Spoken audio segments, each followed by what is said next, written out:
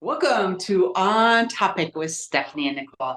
Every episode, we pick a topic and we fire hose you with all the knowledge we have researched and studied and just slept on for days so that you can be more knowledgeable in this one topic today. And today we're going to talk about sleep.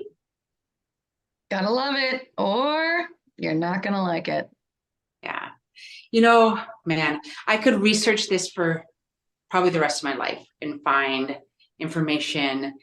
But what I found, because I have been doing research on, I don't even know how many, 5 or 6 years, I've been doing research on sleep. And it all comes down to routine. But they say that people who have good sleep don't try to figure out what you're doing.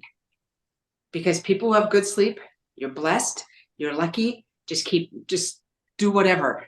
Okay. Because people who have good sleep don't know what they're doing. And that's I don't know how to explain it. I don't think I'm saying it right, but it's like it just happens for them, and that's great. And when they try to focus on figuring out why they sleep good, then they get messed up and start having bad sleep. And so it's this weird thing. So if you're a good sleeper, go to town. Double high fives to you. From one good sleeper to the other good sleeper. Yeah. Good job. And then, Yeah. Now you have to go help the people who don't get very good sleep get some rest, right? Yes. And then they say opposites attract. So if you have a partner that sleeps really well, you probably are the bad sleeper. Did you find that in your research? I did not. But that's something I could look into. Okay, good. I think all of us know someone who doesn't get the amount of rest that their body needs. Do you have a stat on that by chance? I do, and I don't have it in my notes to share for today, but okay. I want to say it's like 60%. It's above 50%. I remember it being crazy. And I've even seen some researchers call it an epidemic. Yes. Yeah. Well, lack of sleep has been added to the carcinogen list. It's a cancer-causing issue. It helps. It increases the risks of thyroid, lung, ovarian, and myeloma cancer, specifically. I mean, it has everything to do with the regeneration of the cells. And if you've seen any of our sleep or our rest videos before, you know all that. But what are we bringing new today? Well, one thing is 1 hour of sleep is supposed to be better for your happiness than a $60,000 raise. I mean, come on, get yourself $60,000 raise. This is one that I would really like to test. Where are you on the sleep scale, just so that our watchers know? I'm decent since I started taking the ULA Rest product. Gotcha. I get decent sleep now. I have a 10-month-old, and so that I haven't had restful sleep since February, in 10 months and 2 weeks. And so that's one of my goals for this year is to get down to 23% body fat. And I did some energy around what I need to focus on, and sleep was one. And sleep, they say routine. And so go to bed at the same time, wake up at the same time, every day, no matter what, even on the weekends. They call it sleep bulimia when you try to sleep all day on the weekend to catch up. We're not a bank. You can't deplete all your funds during the week and build up a savings during the weekend. It doesn't work that way. And there's some research coming out now, like brand new research, saying that you can a little bit. Okay. You can catch up a little bit. But the thing is you can flip it around. Like if you've been sleep deprived your whole life, you can flip the detriment that it has done to your body by getting good sleep. And that's just like 3 to 4 weeks of good sleep can make up for a lifetime of bad sleep. So if you can find a way to get good sleep, that's great. But anyway, so 10 to 6, that's my sleeping hours that energy says I need to do. So I need to be to bed by 10. I need to be up by 6. And last night was the first night that I've done that. And I'm very proud of myself. But I've come into a routine. I know that I need to take my rest gummies at 9 o'clock. And then I play 10 minutes of Candy Crush or something like that, because there's studies that say that mindlessness closes down, like makes you stop thinking about your day and all and what you need to do tomorrow and all that kind of stuff. And then I do like a 10 to 15 minute light workout, more yoga-ish and that kind of stuff. And then I go stand outside to cool my body temp, because a cooler body temperature is better. And then I do a meditation, and I am out. And so today was the first morning I woke up on purpose and at 6 a.m. and was happy about it. And that's even at 3:30, I got up with Scout to do a bottle. And so even with that, I was able to go right back to sleep. And so, yeah, I'm working on it. It's something that, and I feel a huge difference today. Wow. Like just that one Just day. One day. Awesome. Yeah. And it's 3 days of trying really hard. Okay. And so the last first two, I didn't get there by 10. And then I couldn't get up in the morning. But today I was all about it. I don't know. And then I know that you set a lot of intentions. Did you set an intention, like an intention statement around sleep? Well, just my intention always is sleep and heal. And that's even what I tell Scout. That's what I've told my kids. I'm like, when you sleep, you heal. And so for me, I need to sleep and heal. Sleep and heal. My body needs to feel rested. My body needs to heal. And so that's just kind of my intention, is sleep and heal. Awesome. Well, I am bringing you the joys of rest and how rest can make you happy.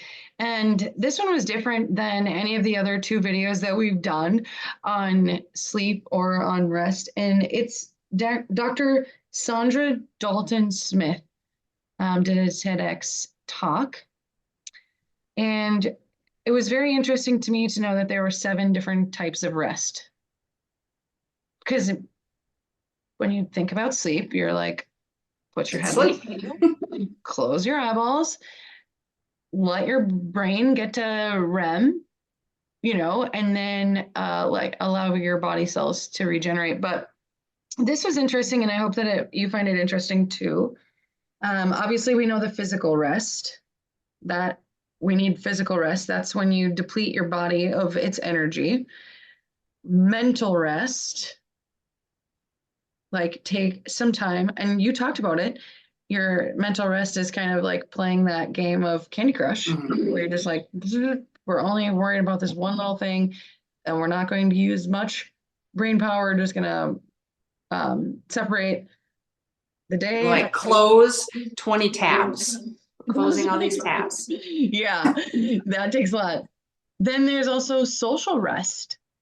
And so being on all the time, whether you are, in that level of your career, or if that's your daily thing. I think about teachers all the time. The people that have to be on. News people. Yeah. Yep. And just so get yourself some social rest, whether that's spending time with people who give you energy as opposed to the ones that you're giving your energy to. And then also taking a look at that introvert versus extrovert thing. Introverts probably need some time alone in a room with no sounds. So take that social rest. The next one is spiritual rest. And this is a little bit different than like sitting still and resting your body. It talks about doing something that feels purpose-driven. Okay. So spending some time getting some of that spirituality, purpose back into you, whether it's a faith-based activity or volunteering and helping someone else.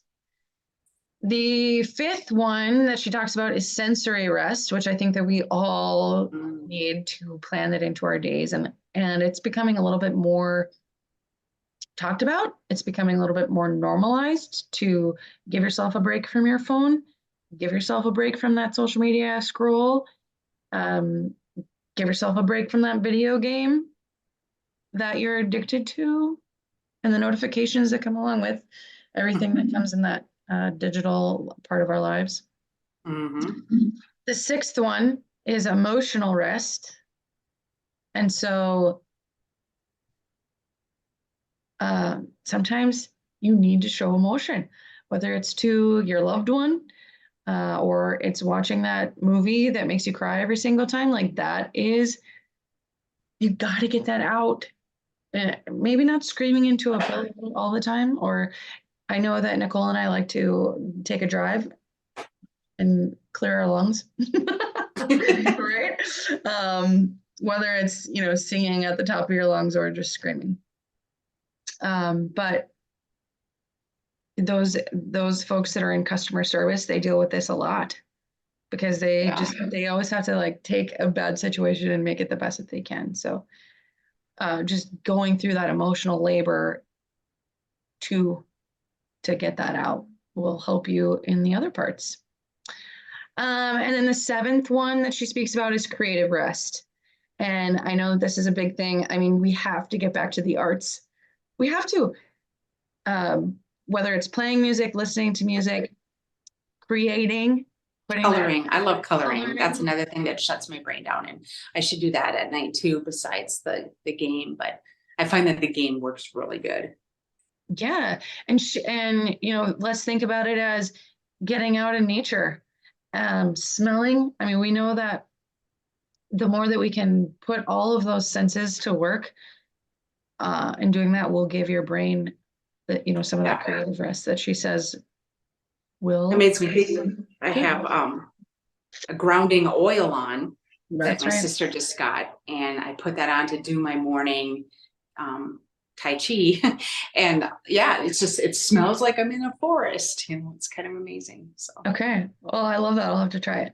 And so she has a book called Sacred Rest, and I just thought that would bring a little bit more, something else to think about. So it's not just getting on that schedule of this is when I'm going to bed and this is when I'm waking up, because that's awesome. You need to do that too. But how can we build those little 7 things into our week, into our month, into our day, which I think is really important. Awesome. I just wanted to talk about 2 things that are bad for your sleep. Is there coffee in that? What were you just drinking there? It might be coffee. Okay, so caffeine is one that I want to talk about. And I am not telling you to get rid of caffeine, because I love the taste of coffee. Okay. I love my Smart Ula energy shot. But just a couple of things to know about caffeine is that 50% of the caffeine is still in your body 5 hours later. And 25% is still in your body 10 to 12 hours later. Ouchie, ouchie. So if you have anything afternoon, if I drink caffeine afternoon and I want to go to bed at 10, I still have 25% of that caffeine in my body at my bedtime. So that's one thing to think of. And everybody handles caffeine differently. Like, I swear, some days I've had an energy shot at 4 and I still have been able to go to bed okay. So it's different for everybody, but just on average, that's the thing. And then alcohol, it just fragments your sleep. It triggers the awakening during the night. It turns on the fight and flight thing in our brain. And so even though you might feel like you slept, you did not probably hit REM. You did not probably hit, all the stages of sleep that you need to feel restful. Yeah. And then I wanted to talk about naps. Ooh, what you got on naps? Yes. So the genius gap from Thomas Edison. So Thomas Edison, he didn't sleep. He just took all these little naps. And what he would do is he would have steel balls in his hand, and he would fall asleep, and he would lay down. And as soon as the balls would hit the ground, it would wake him up, and he'd immediately start writing, because that's where all his best thoughts come from. So he called that his genius gap. And so I've been trying to play with this, and I haven't been able to fall asleep yet, but I fall asleep with something. And then I think the whole time, am I going to hear it if it falls? And all this kind of stuff goes through my head. So I haven't been able to fall asleep yet, but I'm playing with this to see if I can get some good stuff when I wake up. But so what they say then is you should take a nap. There's sometime within 7 to 9 hours after you wake up is that one, and then just 20 minutes, a 20-minute nap. Okay. Yeah, 20 minutes, but that's not a healing rest though, is it? Is that just when you're in a creative flow that we should be? It's just better for your brain. It's better for your brain to do these little naps. Anything over 20 minutes is going to mess with your circadian rhythm. And so if you sleep more than 20 minutes, you can sleep 90. 90 is a good a number. It's 20 minutes or 90. Anything more or less is, and in between is supposedly not good. Okay. Note to self. And then did you read anything about like how you should sleep? I mean, are we laying flat? Are we sitting up? Yeah. Are we leaning against a wall? So there's this Navy SEAL nap that you can do. And this is what they do. It's 10, 15-minute naps where you lay and then your legs are up and bent over like a 90-degree angle over a chair or something like that. So you're laying on your back with your legs up in that incline for 15 to 20 minutes. I'm trying to test that as well to see if that's more beneficial. So right now, first I'm testing the fall asleep, drop the marbles thing, and then I'm going to test the sleep like a seal. Okay. I can't wait to hear what all that goes. Nicole is like the best researcher out there. So if you have anything else that we should take a look at, maybe. Well, I'm not going to put anything out there that I wouldn't try, or, at least have my own experience with and say, oh yeah, that worked, or it didn't work for me, but it works for 800 billion other people. So maybe you're one of them. I don't know. Okay, got it. Okay. And what else we need? What else we need about? That's it. I mean, there's just like what you said at the beginning, you could spend an entire lifetime and you'd probably learn something new the next day. Yeah. And so there's a lot to dig into, but it's all unique. It's personalized to you and your past, your habits and everything like that, all stack up and make what that means for happiness and how sleep can help too. So there you go. There's your challenge.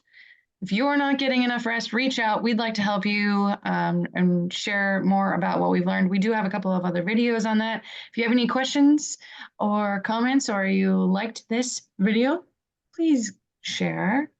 Hit the subscribe button, and we'll see you next time. Yes, and I have one more thing. If you have a sleep story on how sleep has impacted your happiness, I would love for you to share it with me in a project. And we'll put a little link in a Google Doc that you can share your story. If you have one, I would absolutely love for you to share that. So we'll put that in the comments or in the description. Okay, excellent. See you next time. See you next time.